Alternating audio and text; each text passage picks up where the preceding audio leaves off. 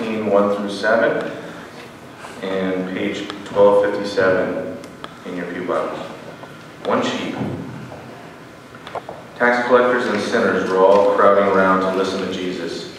So the Pharisees and the teachers of the law of Moses started grumbling. "This man is friendly with sinners. He even eats with them." Then Jesus told them this story. "If any of you has 100 sheep and one of them gets lost, what will you do? Won't you leave the 99 in the field and go look for the lost sheep until you find it? And when you find it, will you be so glad that you will put it on your shoulder and carry it home? Then you will call in your friends and neighbors and say, 'Let's celebrate, I found my lost sheep.'" Jesus said, "In the same way, there is more happiness in heaven because of one sinner who turns to God than over 99 good people who don't need him." Amen. Amen. I love that scripture.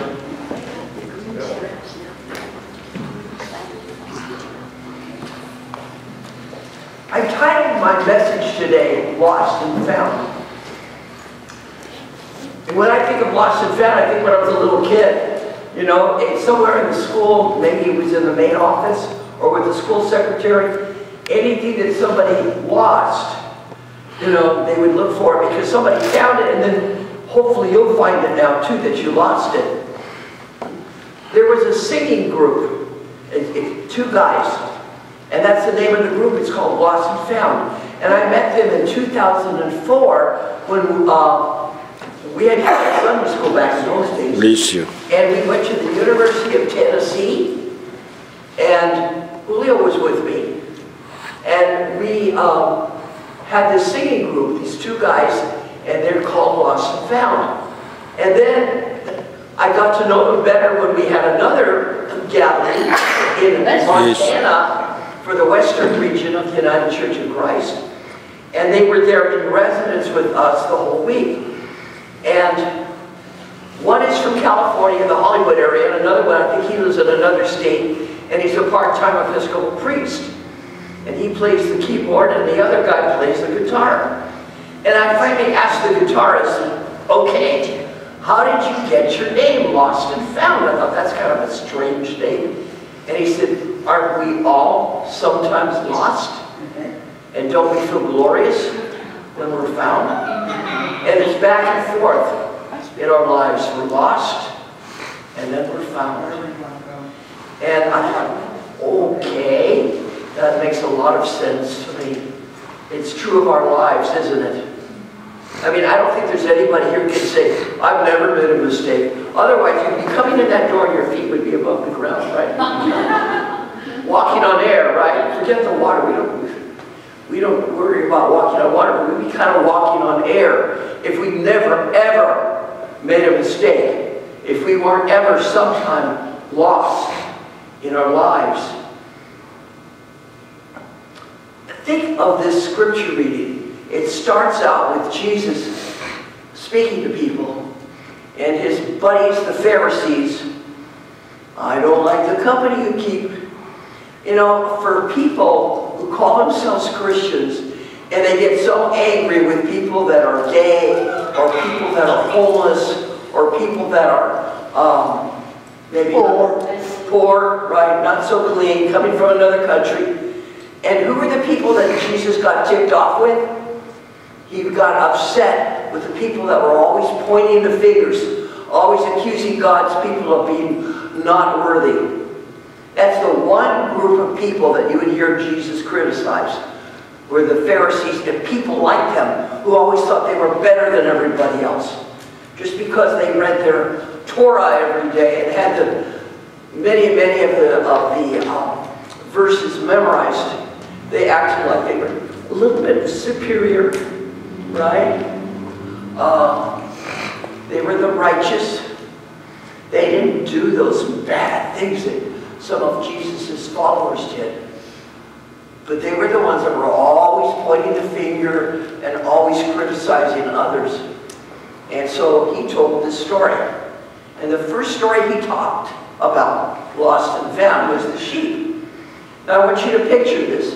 Pretend you're a shepherd, you're a sheep herder. And all these sweet little sheepies are all where they belong. That's where they should be, right? All kind of like in the little area there. They didn't have it penned up like they do now. And this one little guy goes, hey, it's going to be fun. I'm just going to take off and see what's up over there. So this one little sheep takes off, explores the world, and the shepherds, you know, that's only 99. What happened to the other one? So he takes off, leaves the other sheep there because they're behaving themselves. They're being where they're supposed to be. And he finally finds this little guy way beyond where he's supposed to be. And he gets this little sheep and he puts it over his shoulder and he brings it back and oh, he's so happy.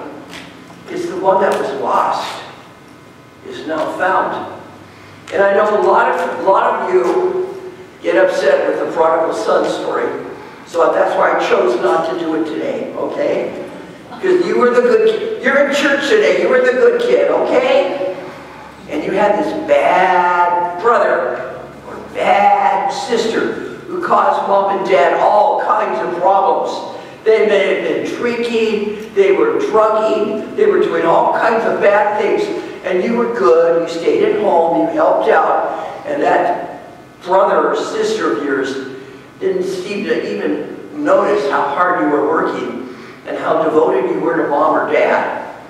So you don't like this story very well about the lost and how mom would get so excited when the lost one would maybe come back after several years, even though they might not live that far away. And then all she could talk about is, oh, Johnny, oh, it's so wonderful. I saw him, he looks good. And you know, here you are there all the time, always doing what you're supposed to be doing. And all she's doing is talking about the brother or the sister who just occasionally graces her with their attention. But I want you to look upon it in a different way. I want you to think of money. Make pretend that you have $40, two $20 bills. And you were at the store, and you're walking on the parking lot, and you're putting it back in your wallet, but you don't realize that one of them dropped. So you get to your car, and for some reason or other, you check your money again, right?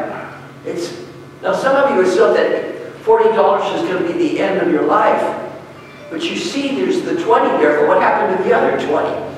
So now you get out of your car, and you start looking all over, and probably the wind was blowing too, and you finally find it.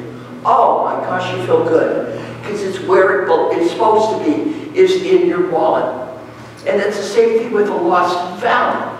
You feel kind of secure when things are in their proper place, right? Or they're doing their right thing. And when something is lost, it's not in its proper place. So again, you want to find it, get it, and bring it back where it belongs. And that's how we are in life too. We take the good kid for granted, right? Have any of you ever felt that somebody was taking you for granted? Yes? I see somebody cheering out there. Yeah. But I was talking, I think it was Noel, we were having a conversation about that. When you're taken for granted, and I know people don't like it, but it's the greatest compliment anyone can actually give you, is when you take someone for granted, is that you're saying to yourself, that person is so dependable, I never have to worry that if something needs to get done, he or she will always do it. And I know there have been people in this church that have been taken for granted because they always show up on time, they always do what needs to be done, no one has to say anything to them, and they're just taken for granted. And if something happens to them, if they're not able to make it anymore, oh, is it noticed, right? It's really, really noticed. There are a lot of folks, unfortunately, and I would say, actually it was at the end of the 19th century, 1800s, when people were in opium dens. I don't know if you ever read that in your history books. There was a real problem with opium, and it was all over the world. It wasn't just in one place. And you had all these addicted people, and they had a real drug problem then, like 1898 kind of thing. And a lot of families, I'm sure, were very, very upset with what was going on, and they didn't know what to do.